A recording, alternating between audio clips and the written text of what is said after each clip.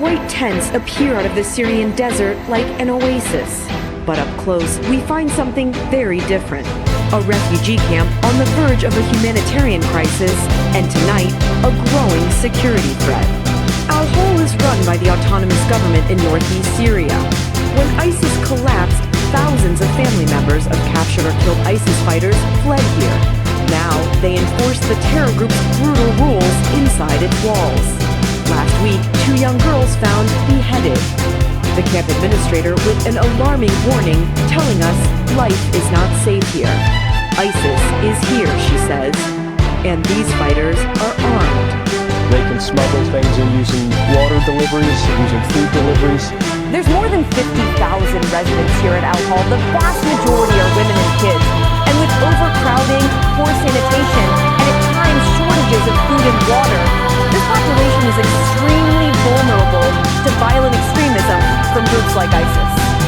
Like cubs of the caliphate, an army of young boys loyal to the terror group here in the camp. We visited Al-Hol with Major General McFarland. ISIS can plant a seed in one of those areas based on the conditions and try and grow and foment this radical ideology. The only solution, he says, move people out. Most residents are Iraqi or Syrian, but the foreign annex has about 8,000 people from 50 different nations, and many of those countries don't want their citizens back, worried they'll spread extremism. This is a strategic problem that requires an international solution. Tonight, General McFarland tells us if these 50 countries won't take their citizens back, they need to provide funding to improve the rough camp conditions that ISIS is using as a breeding ground.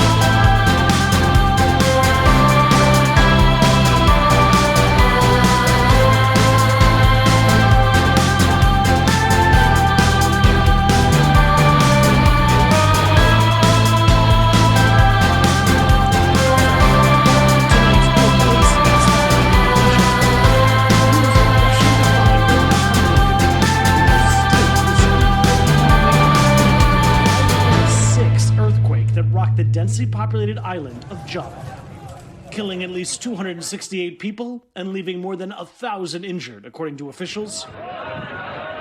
Many of the victims just kids who were in school when the quake hit. Survivors desperately looking for their loved ones. Hussein, please answer, said this man, the man's nephew, trapped under their collapsed home. This is so terrible what I went through with this earthquake. I had to lose relatives and my house was also destroyed. The earthquake triggering deadly landslides, burying entire villages. I'm here because I need to find my family, said this man. When I got here, nothing was left. Everything was buried underground. More than 13,000 people now living in community tents, bracing for possible aftershocks. The country's president visiting the disaster zone earlier. I've already ordered for those victims who are still buried to be recovered and get prioritized in immediate response, he said. Local hospitals also overwhelmed with the wounded as survivors wait to find out the fate of their loved ones. Matt Bradley, NBC News.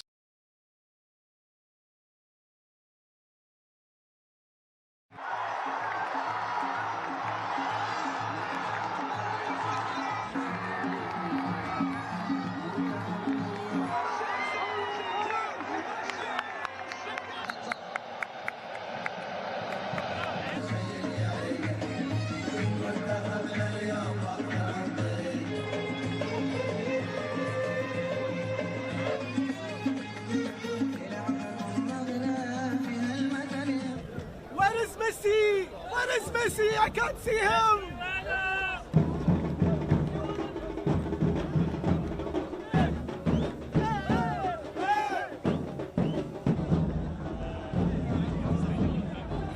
It was an amazing match.